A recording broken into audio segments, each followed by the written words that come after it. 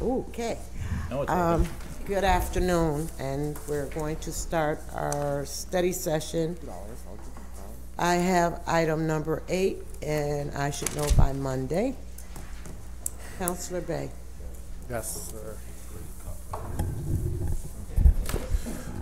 Thank you, Madam President. I have item number 9. Is there anyone here who could speak to item number 9? I thought it was Ms. Burke, but it wasn't her. Is there anybody here that could speak to item number 9?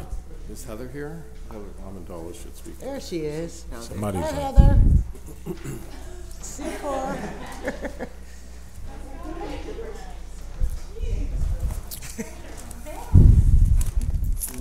The Amos building. The Amos building, yes. Hi, how are you? Good How you doing, afternoon.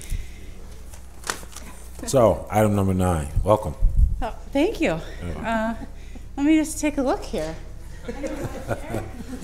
Okay. This is the seeker yes, relative yes. to the Amos building and the, yeah. So it's the current Amos building is on a piece of land that also has a parking lot next to it. They want to build an addition to the Amos building. So that is listed on the National Register. Therefore, the action is type 1 under seeker. And the Planning Commission would like to declare its intent to be lead agency to review the project. So they did that at the last Planning Commission meeting. Excuse me, and I sent out the letters, coordinated review letters, and it's asking you if you will allow the Planning Commission to be lead agency under seeker. So it's just a matter of deciding whether or not you don't consent to letting them be the one in charge of seeker for the project. Any questions? Anybody? Who else would be in charge of seeker? You could. SIDA has been lead agency in the past. Yeah, we don't want to. So, would you say this is sort of the best practice for trying to get this project done? I think so. We are typically lead agency. When I say we, I mean the Planning Commission under seeker for all actions that come before them. But when things rise to the level of something needing a coordinated review between other different agencies or departments, we need to go through this process to make sure we're doing it right procedurally. Yeah. Any further questions? You can catch your breath now. That's okay. Thank you. Yeah, sorry, I'm just a little, so what would you imagine would be different? I'm just trying to get a kind of grasp on what the actual situation is. So what would be the difference between SIDA doing it and the Planning Commission doing it per se? Like what do you think the impact on the project would be? What would be the distinction between the two? Really nothing. It's just who is producing the paperwork and who is acting to be in charge of the environmental review process, so that when someone needs a copy of the seeker, or who publishes this in the environmental notice bulletin, who does all the legal paperwork and deciding on whether or not it has an environmental impact. But we need to confer with the different agencies, specifically Preservation Board, because they have a role in this as well. So a letter went to them asking the same kind of consent, also to the State Historic Preservation Office and to SIDA. So you were included in that, in the list of interested and or involved agencies, and I have to wait 30 days or sooner if you all get back to me to let the Planning Commission know that you did or did not act and consent to allow them to pursue the lead agency status. As far as difference, it really doesn't matter. It's whoever's pursuing doing the paperwork. Okay, thank you. All right. Well, thank you. Thank you. Okay. Councilor Rudd. I have item number 10. Dave Delvecchio, would you like to describe it? Councilors, item 10. The engineering department has numerous state grants, New York State DOT grants. They're outside the scope of the annual audit that is customarily done, is currently underway. So request permission to engage the current auditor, Bonadio, to audit those grants. The cost of those grants are charged to the respective accounts, so the state pays for these through the through the project grant account. So there's no cost to the city. It is reimbursed. What's the benefit of waiving the RFP? We're using the current auditor, and many of the costs associated with that, if we did an RFP, it would most likely cost more than $7,000 to $10,000. I think the last one we did was $8,000. I think you're looking at a higher cost, only because they rely, I mean, they have certain work just on the grant, but there's a tremendous amount of background work that, because they're our current auditor, they already have that on file. It speeds up the process. Thank you. What would the audit measure? I mean, is this how the grants were implemented, or were they used well, or? Yes, specifically they're looking at overhead cost reimbursements. So when the city's charging certain costs to the grant, if it's over $300,000, if the grant's over $300,000, the state's requiring that an independent auditor come in and verify that those costs are accurate and subject to the agreements and all that. So it's not, and they review all the bills. For example, there's sub-consultants that are charged against those grants. They review all those invoices. But the target is the overhead cost, and that's what's unique in these particular grants. Thank you. And since they're doing the audit and they're gonna be in those grants anyway, looking for the overhead costs, can you get a total dollar amount for us? I could. I would need to outreach to the auditor. I will tell you that many of these may not start in the next few weeks. I don't know. I have to speak with city engineer as to the start date on these particular projects. So I don't know if the auditor will commit to a particular price. Oh, and they won't. They committed to $7,000 to $10,000, so not to exceed $10,000 per grant. They're gonna be in it anyway. All right, I'll see what I can find out. I'll get back to you. Yes. So the question is, how much in total are we expected to pay the Bonadio Group? Yeah. Know how much in total did the grants bring in for engineering? Oh, okay. Oh, okay. Item number 11. Item 11.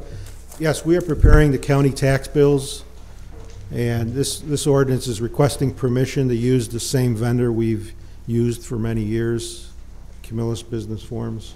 The same dollar cost, not to exceed $6,000. And I anticipate next meeting I will have the county tax levy ordinance for you to approve. This allows us to engage the contractor and order the paper in advance of that. And another question on that one though. So at some point, are we gonna, I mean, I know we're upgrading everything we're doing, and I know this is one of the last of the Mohegans. Are we gonna be upgrading this or no? The paper itself? The whole process? Well, my understanding is we are doing that. We've not, I can't tell you as of today. Will we be ready for the July tax bills for the city school in July? I don't know the answer to that. We have to follow up with you. But the current time, the paper stock is received, it's delivered to finance, and in the Treasury office, they actually print these out using the software that we have here. And there is some discussion to change that software, and when we do that, then we will need to revisit whether it's compatible with this paper stock or how the tax bills will be prepared in the future. Because this has been proprietary for a while, so I was just curious Right. to know. Yeah, as of today, it's still proprietary. We're still with the current software company, and the tax bills are compatible with that. And but we are, going to your point, we are looking at moving to additional new software. Okay. Yes. So we collect the county taxes, right? We process That's all correct. that. That's and then we correct, get a fee from the county for doing that, right? Yes, And yes. is that fee based on the level of effort and staffing and the cost to the city? Do we end up subsidizing that collection, or do we actually make money on it? Well, it's called a 1% fee, but we just collect it. and we keep it. As collections come in January, we have a drawdown against our fee starting in January, 1%. Do we have any sense of how much we spend to actually collect the county taxes and whether it's in line with the amount that we get paid by the county? I don't believe we've done an analysis. The Treasury staff are collecting the tax collections, the cashiers and their other staff downstairs.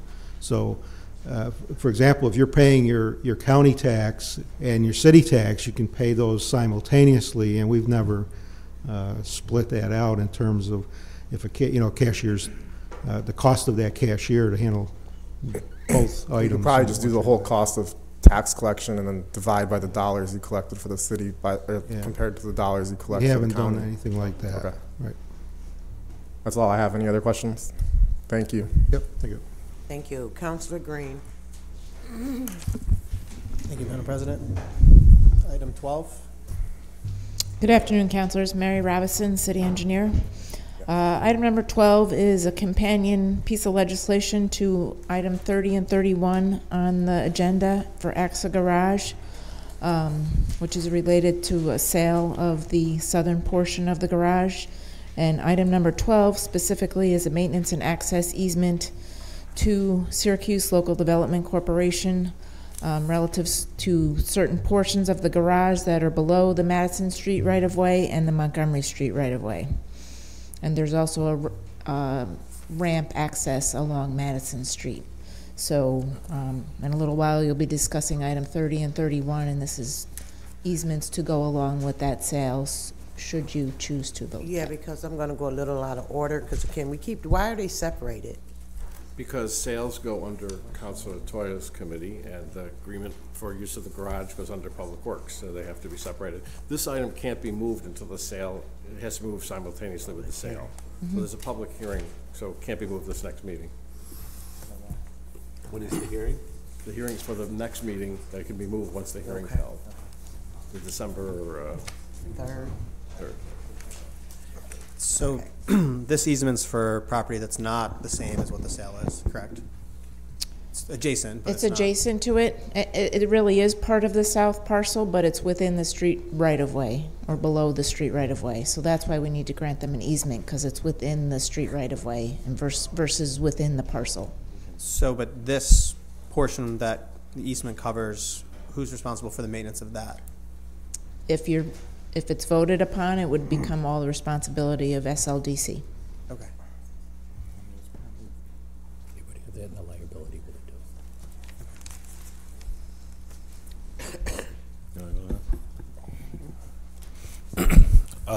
This is actually more so a general statement for the administration's consideration. I had asked the council president and asked the same permission of Councilor Allen, since they are companion pieces, if we can kind of deal with the subject all at once instead of repeating later. And this is more relative to the actual sale, not the easement. And we had a discussion in leadership, and the sale, I don't think an argument could be made against the need for sale. We talked about the fact that for a long time the liabilities associated with this garage has outpaced revenue. I do have a concern, though, about when we make a sale of a parcel and then we're cut out from any opportunity for revenue generation. And it seems that there should be some kind of, or at least consideration to negotiate, if at all possible, some kind of revenue share. I always make a case about us making sure we make the best choices with our land resources to try to move us in the right direction. But I think relinquishing any opportunity to collect any revenue, I just don't think is over time will be the smartest thing to do. Yes, Counselor. So aside from this particular project, which has its own special circumstances, we are conducting, which will come to a close at the end of the year, an analysis of our garages now. To your point, all of our garages, we need to assess and make determination of what the next step would be with them, whether it's upgrading them or looking to possibly sell them off or looking at any other kind of arrangement with them based on an individual analysis of each one of them. And so to your point, looking at if there's any choice to be able to convey over or find some other relationship, that is absolutely a consideration we should take. And sorry, to Councilor Bay's point, for this one, when we vote on the sale, I think it would be helpful for us if we had prior years, what's the revenue and what's the expenses, just so we know if we're selling something that's worth what it's worth when we're agreeing to that.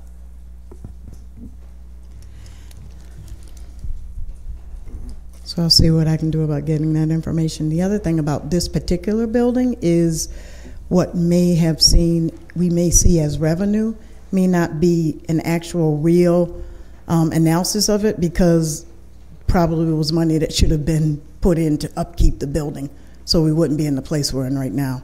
But I understand your point. Yeah. Yeah, and I get that we may be, considering that a negotiation has happened for sale, we may be past the point to talk about a revenue share here. But I do appreciate that there's an effort, because I just, I always have two concerns when we sell land. One, the potential lack of access that taxpayers will have in terms of say on what happens on a parcel when it's transferred, and then two, if there's any return on investment for taxpayers there. So, but I appreciate that effort. And all that, having an analysis, total analysis, gives us all the information we need to make informed decisions like that.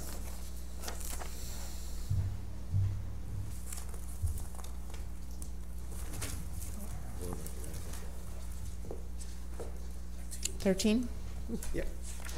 13 is amending an ordinance for an agreement with CNS Engineers relative to the Hiawatha Boulevard Bridge Sidewalk Improvement Project. We're asking to add the final design phase to this agreement for a cost not to exceed $106,000, and the total design fee to date is $279,500.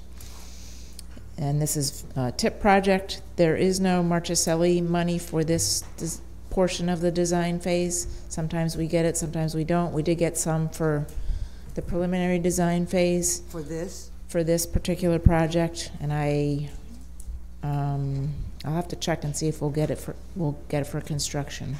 Hopefully we will. Because it is bridges and sidewalks, so I thought that, so it's a hit or miss. It's hit or miss. They tend to fund construction phases before they fund the design phases, so it all depends on what else they are funding that year.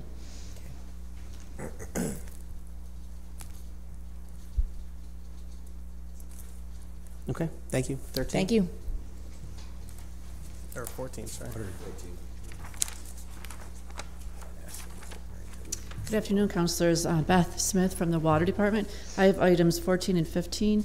The Water Department is requesting permission to bond for the fluoride replacement project and for project authorization in the amount of $1.2 million.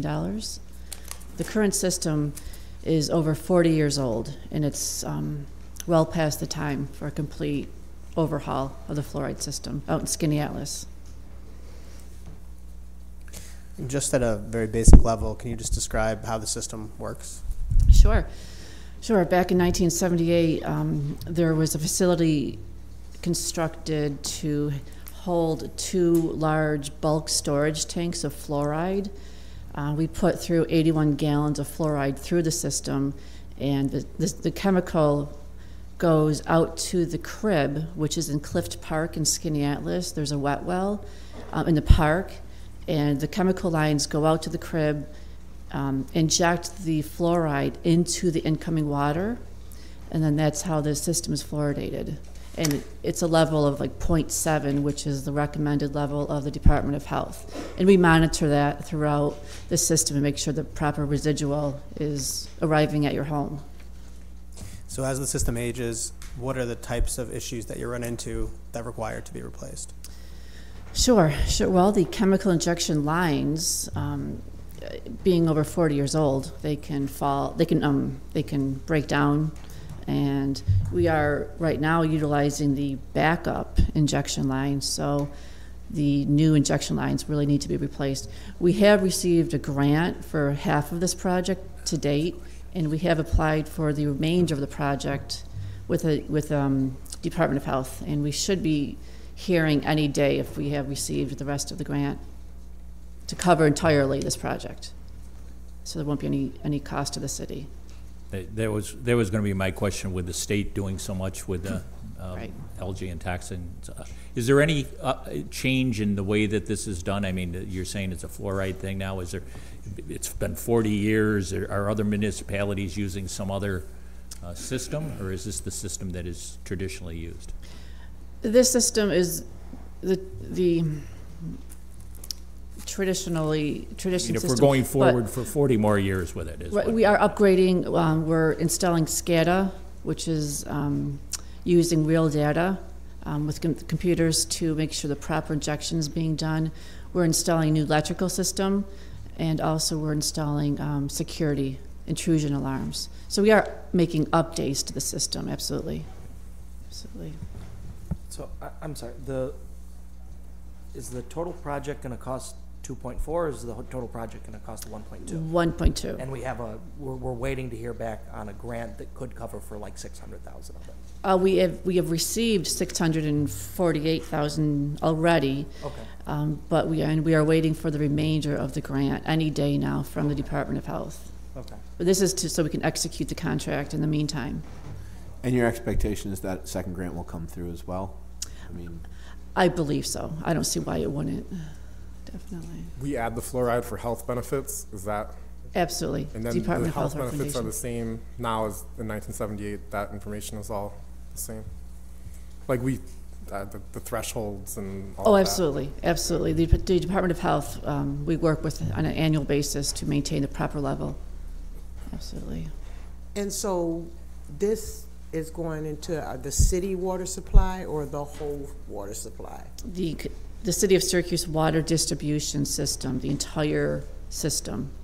For the city? For the city, right, right, right. Right, right. That was my question. Is it that the health benefits are mainly for your teeth? Is that the basic logic, or is there something beyond That's that? a primary benefit, absolutely. Can I ask you a Absolutely. question? Actually, do you mind along those same lines? I was thinking about bringing this up, but I didn't want to I don't know if this is good research or bad research, but I know that people are talking now more about fluoride in the water and whether or not it actually does have health benefits. And I know some of the research finds negative, things to adding fluoride to water. I say this because my daughter interned at a toothpaste company, so I got all this information. You see all the people coming out with charcoal toothpaste and things. Have you, from the water department, had any knowledge on that, or have you looked into that, or is there anything to that? Right. I mean, I think with any additive to the water, there's pros and cons, and the pros outweigh the cons, and the cons I don't believe have been well documented. And again, we rely on the Department of Health, the New York State Department of Health. It's not a personal decision. Mm-hmm. So, sorry, I can't provide any more background. Just gotta throw it out there, see what you thought. Okay, thank you. Thanks. 16. Afternoon, councilors. Lonnie Bornstein, Energy Manager for the City of Syracuse. 16 and 17, the ordinances are to move forward with the street lighting purchase. This money that's listed in here is a subset of the original $38 million that you already approved. This is just the next step forward in that process. There'll probably be other times that we come forward with other ordinances as they start to apply smart city technologies out in the right of way. So does this amount, understanding that it's a subset of the 38, but is this the amount that we figured it would cost for this portion of it? This is what National Grid supplied to us at the time that we started negotiating the purchase. There'll be one other time that it's adjusted, and that'll be at the sale, and then we have 10 days to accept it or not. It's going to go up and down because since that original time there's been deletions and additions to the system itself. So, but I guess the question is, now that we know this number is 15, does that change our 38 number? No. Okay. Well, that's the number we used when we calculated the 38. So Lonnie, this is based on the poles, right, and the fixtures? It's purchasing the entire system from National Grid And at the end, when we buy the arm, on the wooden poles, we're not purchasing those. We're only purchasing the wooden poles that have street lighting only on them. That's 500. So about 13,500 wooden poles will still be National Grid's. We will own the arm and the fixture on that pole, and we will pay an attachment fee. That's the number 17, that's the attachment agreement. So we've put all those costs into the project already, so it shouldn't change that money ceiling of 38 million. And this says certain streetlights. Are these certain streetlights a particular wooden poles, or are they the decorative It's poles? the entire system. We are buying everything within the jurisdiction of the city of Syracuse. To get net book value, which that 15 million is, we have to buy the entire system. Right, I know that, but just the wording, it says certain poles, and it just doesn't, usually we get more detail when it, it's not usually vague like that. Right? Well, there is, the reason that's in there is there's what they call a PAL, privately authorized fixture, on a wooden pole that will own the arm. Oops, sorry. There could be a light shining on a parking lot that is owned by the people who own that parking lot that National Grid will still maintain. So when we say we're buying the entire system, we're buying all the ones that we're paying for currently. So it's just qualifying the lights that are currently Yep. owned by the city. Counselor, there are also lights owned by private entities, like the Right. hospitals and I get it. SU, and those would not be in this. So, question for you. Are we gonna stockpile the light fixtures? There's going to have to be a stock, and there is an allowance in the project already for that. The nice thing about the project we're doing it correctly in the sense that we're starting off with brand new fixtures. The biggest cost and the highest volume we have is other fixtures. So we're going to replace all the fixtures to begin with. And they have a 25-year life cycle. So the first year, the maintenance should be relatively low in the sense that it should be your accidents, weather conditions, things like that nature, and then the upkeep of the infrastructure for it. But your lights are going to be brand new. They're going to have a 10-year warranty. So we're starting off right. We're purchasing this at a reduced cost because they're at their end of life, the HID. We're going to deploy the LED, and we're putting up something that has a very long life cycle with a 10-year warranty to begin with. And a 1-year replacement and maintenance in the project that if they fail, which is when they normally fail is in the first year with an LED, it's all covered under this to be replaced. So we're pretty well protected as far as maintenance and liabilities by going out and putting in all new LEDs. So we're not stockpiling then if they're 25 years life? No, we're going to have maintenance. There's going to be an inventory of them as they fail or as they increase them. Because see, that's where I'm confused, and I know this is a different administration, but when we were working with the former commissioner, they didn't stockpile these things because they said that they didn't have, they didn't know what the change would be from the period. Originally, prior to this, we owned maybe 1,200 foundations and 700 poles and 96 fixtures. So there was no real reason to stockpile fixtures, but we do have a small stock for onesie, twosie replacement for the green poles that you see downtown and other ornate poles. So there's going to be an allowance for poles, fixtures, and other necessities like pole bases to make the repairs to keep the maintenance going, but it's a very low cost. I mean, in this project there is also I'm not going to say an escalator, but funds to increase and update the other assets that aren't the fixtures, meaning the poles, conduits, wires, and all the things that you don't see when the light's on. So we're going to have a pretty good system once we do the installation of the LED as far as low maintenance, and you're going to get the immediate energy savings. Can I ask a question about the maintenance schedule for 25 years from now? Is that going to be?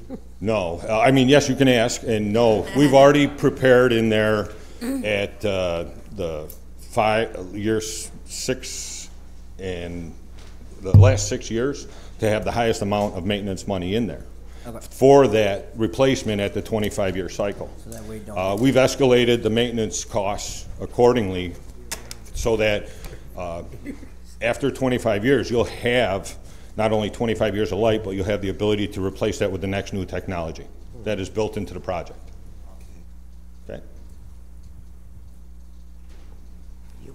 Hope I make it as long as the. I would love if we could, I don't know if we just talk to about a committee meeting or a private meeting with the administration, but I'd love to get into the weeds about some more stuff on this topic. And kind of, I think the project is really exciting. We were all really well, speaking for myself, I was really enthusiastic about the idea, but there's so many details and so many questions that I have that I would love to have more time. And I think probably the public might be interested in hearing some more about how it's developing, what's going on, what's the projection as far as the ETA and the development of the whole project. I know I don't want to be too, never want to create too big of a burden in the face of progress, but. Well, I would tell you this, the first phase is implementation of the LEDs. The second phase is going to be the smart city. Mm-hmm. They are working now to get down to a number of 1 or 2 or 3 qualifying vendors, and then the actual applications that they want to put out. So once they get down to where they're going to make a decision, then they know what they're going to move forward with. I'm sure then they'll include you, but right now we're trying to find out, because this is so new, when you talk to a vendor, the first thing we say to them, have you done this? Yes, we've done a pilot. Well, where is it installed and being used? So right now, other parts of the team are going to go and visit where it is in use in Rhode Island, in Cambridge, and some other places. So it's just moving, this is moving one step forward to that. Great. But I mean, that being said, we'd be happy to either meet individually or as a committee meeting to share the timeline thus far, what we've accomplished, and what the plan is going forward. Yeah, that'd be great. That'd be much appreciated. Whichever way the administration wants to do that. Thank you. Thank you. Councilor Carney. Thank you, Madam President. I have items 18 through 24. Good afternoon, Julie Lefebvre, Commissioner of Parks and Recreation. Number 18 is to accept a donation for our 2 ice rinks from Krause Hospital. Can I ask you a question about that? Yes. I was under the impression that donations like this had to go through the Parks Conservancy. We can accept donations if we are approached about them. We cannot solicit for sponsorship, so that's where the Parks Conservancy comes in. Okay. But so this is, we're not going to get in trouble for this. No, Krause approached us because they would like their name on the boards. Okay, great. Number 19 is to accept a donation in kind value, $750, for a sign from Meacham Area Park Association. Sign, the proof is in front of you on the table, basically informing visitors of the history of Heath Park. I want to thank the Parks Department for all your hard work on this. I know the community wanted this and worked together with the parks to get this done, and it's very exciting. And if you haven't been to Heath Park, head down there. It's really incredible. Great place to walk your dog, so check it out. Thank you. Or ski. Right? Thank you. Mm-hmm. So thank you. Yep. Number 20 is to enter into an agreement with ATM Systems Solutions in order for customers to get cash at Clinton Square Ice Rink. City will receive 50 cents per transaction. Number 21 is to enter an agreement with 3 different animal sheltering services for our city's dogs on behalf of the Parks and Rec and the Police Department.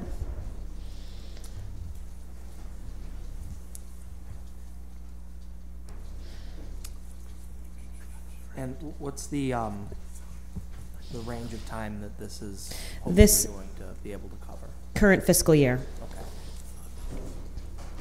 And we believe that this is going to be sufficient to, between the different organizations, that this will get us where we need to go, and this is they'll be willing to work with us. They're extremely willing to work with us. Okay. Yes. The dollar amounts are based on their actual size, capacity, what they think they can do, and how much they think they can offer.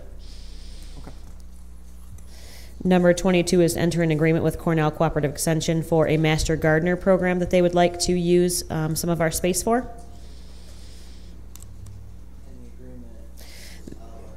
So they would be the Master Gardeners who fall under the Cornell Cooperative Extension.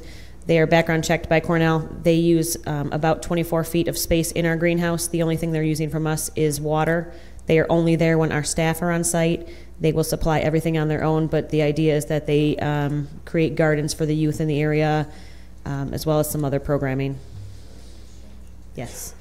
We would like some visibility for the greenhouse so that people can see how much of an asset it is.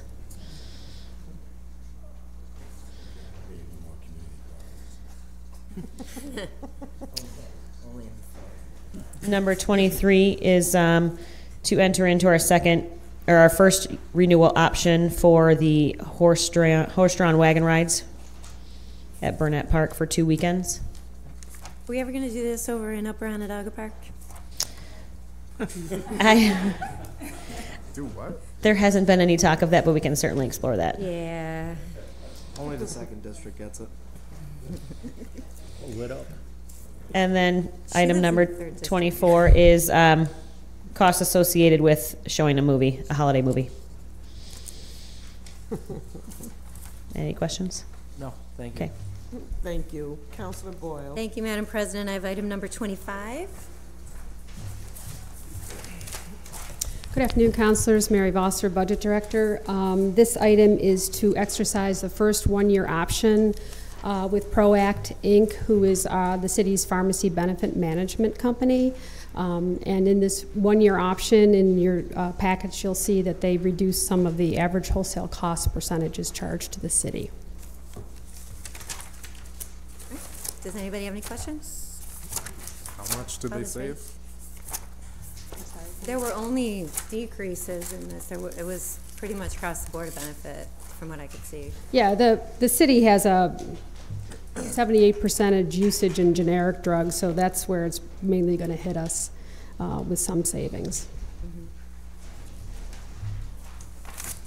And I have item number 26. Oh, I'm calling that ready. Item number 26, and there will be a meeting to discuss item number 26 on Friday at noon in council chambers.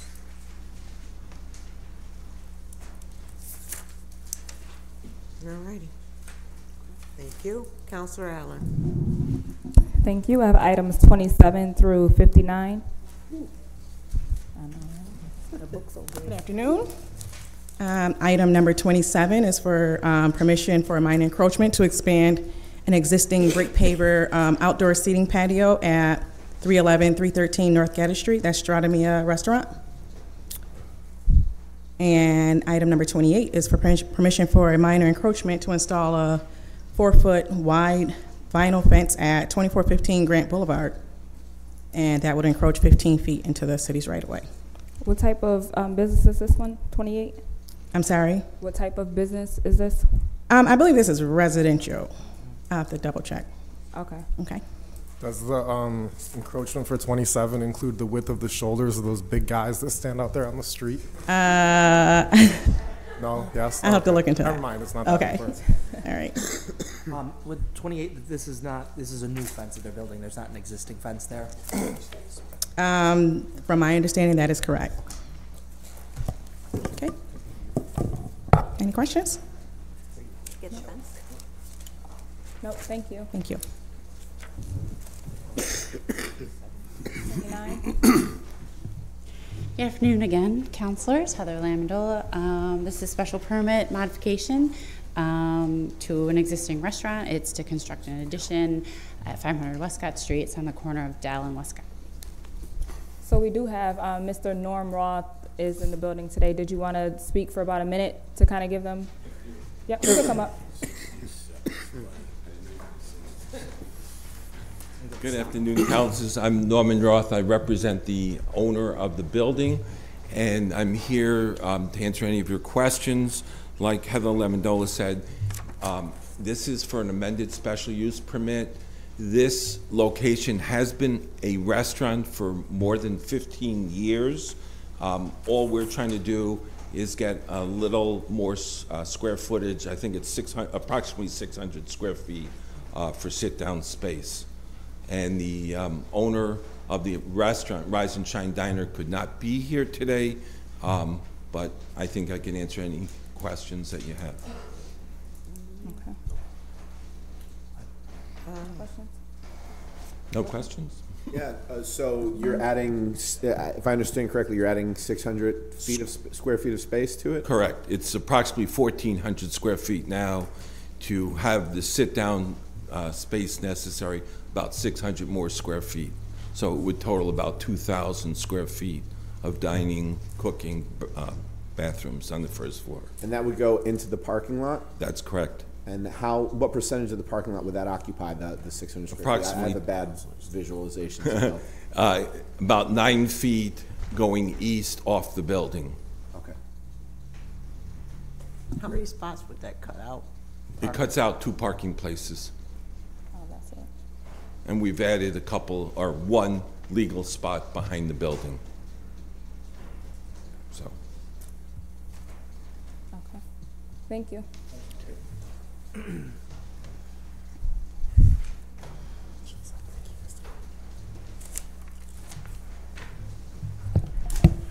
Good afternoon, councilors. I'm David Clifford with the Assessment Department. Items 30 and 31 have to do with the sale of the AXA garage and the tech center. It's essentially the southern half of the block, which is owned by the city right now, and we'd be turning it over to the Syracuse Local Development Corporation. Do you have any questions? Because it's a city property, local law has to be held, so, I mean, a public hearing has to be held, so this item would have to have a hearing before the sale could be advanced. So 30 is ready, but we'll hold 31 for the Yes, public that's hearing. correct. Thank you. Okay. Actually, do you mind? I'd be curious to hear, is there anything else you want to make us aware of with this property? Anything that we should know? Or you want to save that for the hearing? I would imagine it'd be best at the hearing. I mean, there's, you know, these garages have a certain life expectancy. This is reaching the end of its life expectancy without major reconstruction. So the city has determined that this would be the best course to put this in the title of the LDC. Okay. Thank you. Sure. All right. Thanks. And now items 32 through 59. Welcome back.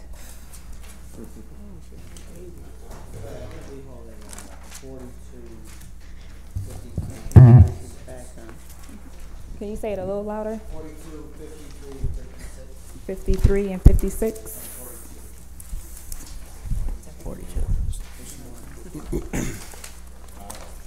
Good afternoon, councilors. On the list that's coming before you, you have 28 properties slated for vote. The majority of them are owner-occupied, just a few that are rental and 1 commercial property. We would respectfully like to request that we withdraw items 33 and 37. Item 33 recently entered into a tax trust agreement, and item 37 has been redeemed. So withdraw 33 and 37? Correct.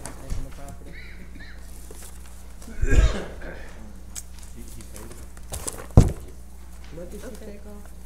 33 and 37. Oh, wait, 33 and 37. All right, so I'm going to go in order so nobody is confused. Okay. All right, so we'll start at 32. And that's in District 1. This is one we held before. Is this the same one, Councilor Carney? Yeah.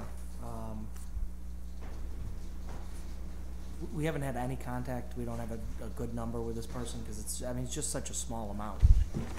I believe we've tried again. We can keep trying. That's it? That's ridiculous. Yeah. So I'm gonna continue to hold that. Okay.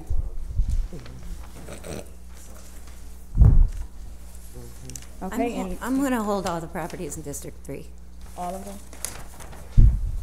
All right, so we're holding 34, 35, and going in order. Now we're at 36. What happened to 33? It's withdrawn. It's withdrawn. It's gone. So 36. 37's gone too. Okay. All right, so 36, I'm gonna hold this one. 37 was withdrawn. 38 is being held. 39 is held. Which brings us back to Councilor Carney with item 40.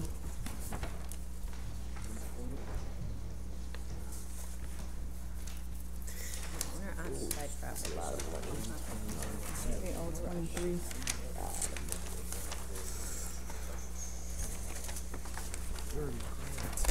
Okay. I'm gonna be honest, these are all, let's just call them all ready with a question mark. I wanna go through each one individually, because there's a lot, most of them are owner occupied, and I'd like to actually give them each the time that they deserve, so. Yep. Okay. I'll get back to you, in a Okay. few days with, All right. We already discussed 41, that's held. 42, held. 43. They must say it's, they're all ready. I'll investigate a little further. Okay. All right, so 44 and 45 are ready with question mark. 46 is ready with question mark. 47 is ready with question mark. 48 ready with question mark. 49 same. 50 ready with question mark.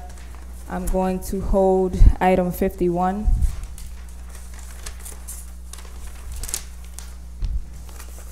Did you have any updates on item 52, like recent communication? The most recent communication is that they're meeting with home headquarters for counseling about repayment. Okay, so I'll hold 52.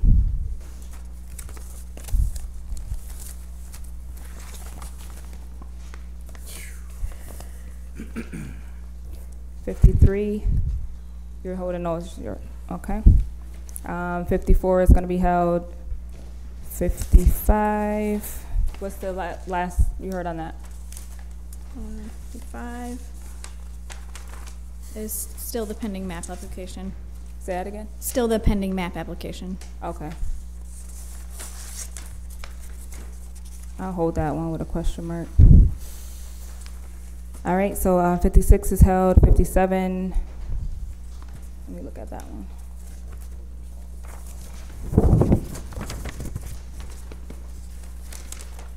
Have you heard anything recently with 57?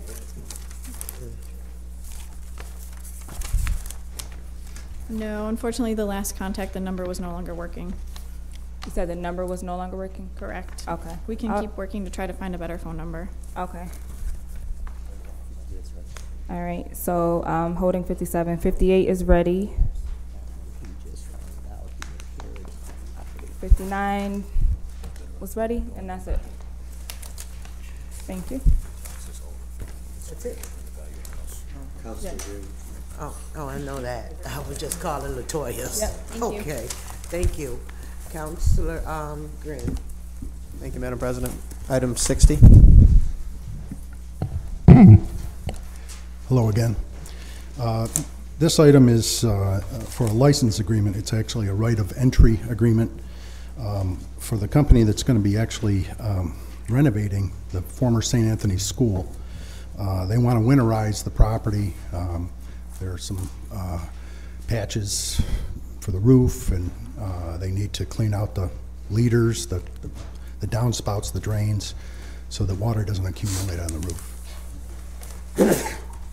Excuse me. Any questions? Any questions? Is it typical for them to wait till we approve the agreement to write up the? Well, the council already approved the agreement for them to purchase the property back. I just mean, it says Corporation Council will negotiate the terms of the license agreement and the council approve it. They always wait till we approve it before they write the license? Usually we do, and we have agreements, for example, shelter run agreements. The council will pass an ordinance authorizing that agreement, and then the Corporation Council makes the agreement up in negotiating with them, but they do it based on the council ordinance. Okay. Any other questions? Okay. We will be holding a committee meeting on Slurry's Hill immediately after this, in case anyone wants to stay for that. Thank you, Madam President. And before we adjourn, Callie, congratulations on your baby. And Michael Green, congratulations on your win. And with that, I need a motion to adjourn. Second? All in favor? All right.